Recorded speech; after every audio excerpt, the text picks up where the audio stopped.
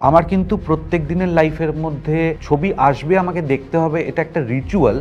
এটা কিন্তু আমাদের এখানে নেই। তামিল, তেলেগু, মালায়ালাম ফিল্ম ইন্ডাস্ট্রি দেখো, তাদের কিন্তু নেচার আলাদা। আমরা জেনারেলি বলি সাউথ ইন্ডিয়ান ফিল্ম বলে, তাদের কিন্তু নেচার আলাদা। ছবিটা ট্রেলারের থেকে বড় প্রমোশন আর কিছু হয় বলে আমার মনে হয় না। একটা ছবির ট্রেলার সবচেয়ে বড় প্রমোশন। আমাকে যেই চরিত্রটার জন্য নির্বাচন করা হচ্ছে, আমি সেটাতে জাস্টিফাই করতে পারছি কিনা, প্রাইমারি আমার কাজ সেটাই। আমাকে কেন, যে কোনো অভিনেতাকে কিন্তু নেওয়া হয় সেটার জন্য।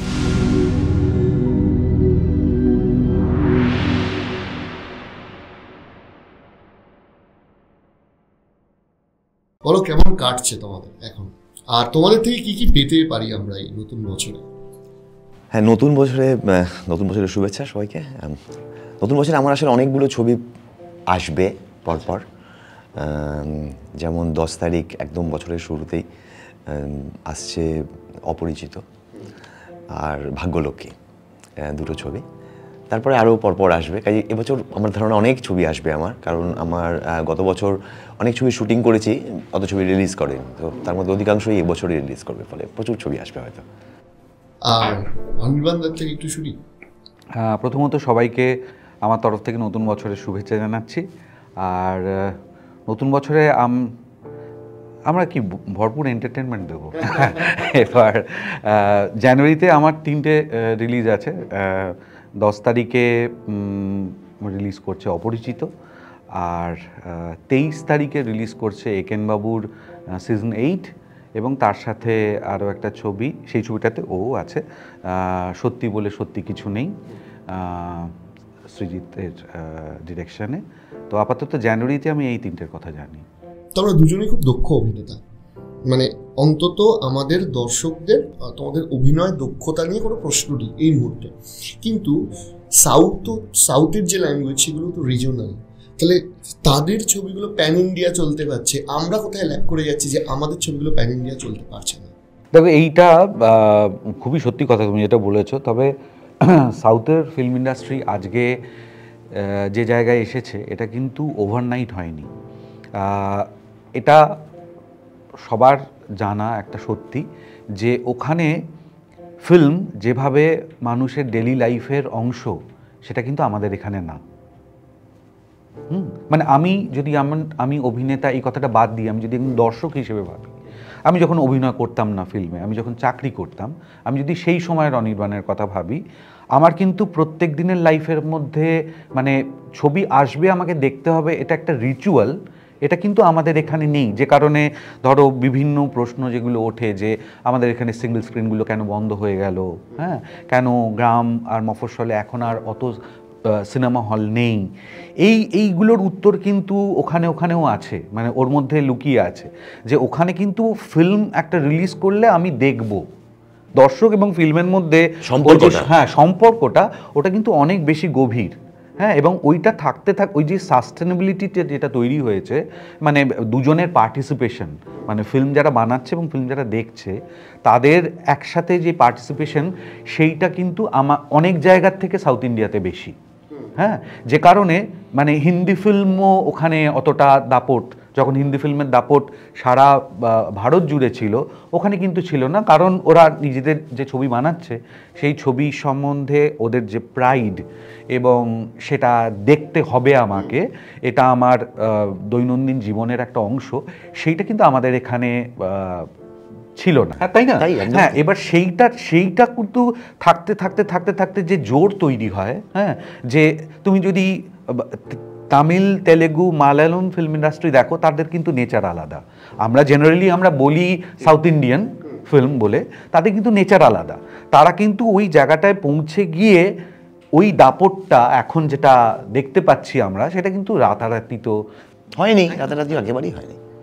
একটা ছবি অভিনেতাদের ক্ষেত্রে শুটিং করে, সেটা তাদের কাজ, শুটিং করা, অভিনয় দক্ষতাটা দর্শকদের সামনে তুলে ধরা, আর তার সাথে একটা ছবিকে দেখার জন্য অডিয়েন্সকে হলে আনা, এই দুটো কিন্তু আমাদের বাইরে থেকে অ্যাটলিস্ট মনে হয়েছে একটু ডিফারেন্ট টাইপের কাজ। তো তোমরা যখন শুটিং করো তখন কিরকম মেন্টালিটি নিয়ে করো, আর তারপরে ধরো যখন প্রমোশন করছো, যখন দর্শককে নিয়ে আসতে হবে, তখন তোমাদের ভাবনা চিন্তাটা কিরকম? দেখো, আমার প্রমোশন আমরা করি ঠিকই, প্রমোশন খুবই দরকারি একটা বিষয়। আর প্রমোশনের একটা পার্ট, প্রমোশন আরও অনেক দিক থেকে প্রমোশন হয়, মানে ছবিটা ট্রেলারের থেকে বড় প্রমোশন আর কিছু হয় বলে আমার মনে হয় না। একটা ছবির ট্রেলার সবচেয়ে বড় প্রমোশন।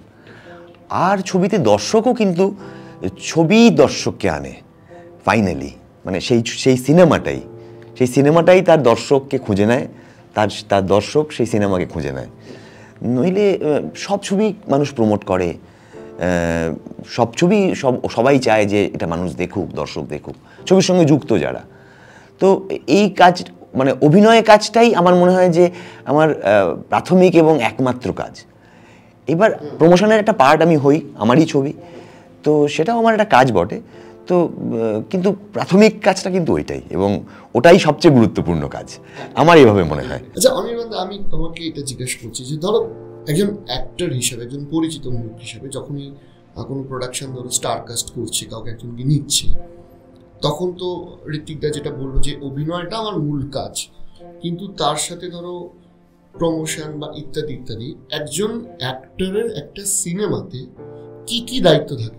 অ্যাক্টরের প্রাইমারি দায়িত্ব থাকে যে তাকে যে কারণে নেওয়া হয়েছে, মানে আমাকে যে চরিত্রের জন্য নেওয়া হয়েছে, সেটাতে to the best of my ability আমি সিনসিয়ারলি কি করতে পারি। আমার মনে হয় এই কাজটাই হচ্ছে একজন অভিনেতার 95% কাজ। ইভেন 100 বললেও ভুল হবে না। তার সাথে যেগুলো আমরা করি সেগুলো খুবই পেরিফেরিতে থাকা অক্সিলারি কিছু কাজকর্ম, কিন্তু প্রাইমারি দেখো আমাকে তো একটা ছবিতে যদি কোনো পরিচালক বা কোনো প্রযোজনা সংস্থা আমাকে যদি কাস্ট করে, তাহলে তো আমি প্রমোশনে কি করব সেইটা ভেবে তো আমাকে নিচ্ছে না কেউই। হ্যাঁ, নিচ্ছে আমাকে যেই চরিত্রটার জন্য নির্বাচন করা হচ্ছে, আমি সেটাকে জাস্টিফাই করতে পারছি কিনা। হ্যাঁ, প্রাইমারি আমার কাজ সেটাই। আমাকে কেন, যে কোনো অভিনেতাকেই কিন্তু নেওয়া হয় সেটার জন্যেই। তো সেইটা আমাকে খুব ভালো করে দিতে হবে, এবং আমি ছবিটাতে আমার কন্ট্রিবিউট করার কি আছে ভাবলে কিন্তু ওইটার বাইরে অন্য কিছু ভাবনা চিন্তা আসে না মাথায়। হ্যাঁ, এবং আমাকে সেই জন্য এগুলো হচ্ছে কি করতে হয় নিশ্চয়ই। আমি একটা কাজ করেছি, সেটা সম্বন্ধে লোককে জানানো। কিন্তু এই যে ধরো আমরা এই পডকাস্টে বসে এটা নিয়ে আলোচনা করছি, সেইটা কিন্তু আমার কি করণীয় আছে এই ছবিটার জন্যে তার 1%ও না। আমার কিন্তু প্রাইমারিলি কাজটা সেটা হচ্ছে করা হয়ে গেছে। হ্যাঁ, মানে আমি এখানে অনেক ছবিটার সম্বন্ধে কথা বলেও ওইটাকে কিন্তু আন্ডু করতে পারবো না। মানে ওখানে যখন খারাপ করে আসি, সেটা কিন্তু আমি কোনো আলোচনা, কোনো প্রচারের মধ্যে দিয়ে সেটাকে আমি টেনে তুলতে পারবো না। তো ওইটা হচ্ছে আমার প্রাইমারি কাজ। আমি সবসময় চেষ্টা করি সেটা হচ্ছে ওটাকে সিনসিয়ারলি করবার, যেহেতু ওটাকে আর কোনোভাবে মোছা যায় না। মানে ওটা হয়ে গেল সারা জীবনের জন্যে। মানে অপরিচিততে আমি যেটা করেছি সেটা পরে আমি অনেক ভেবেচিন্তেও ওর থেকে খারাপ বা ভালো কিছুই করতে পারবো না।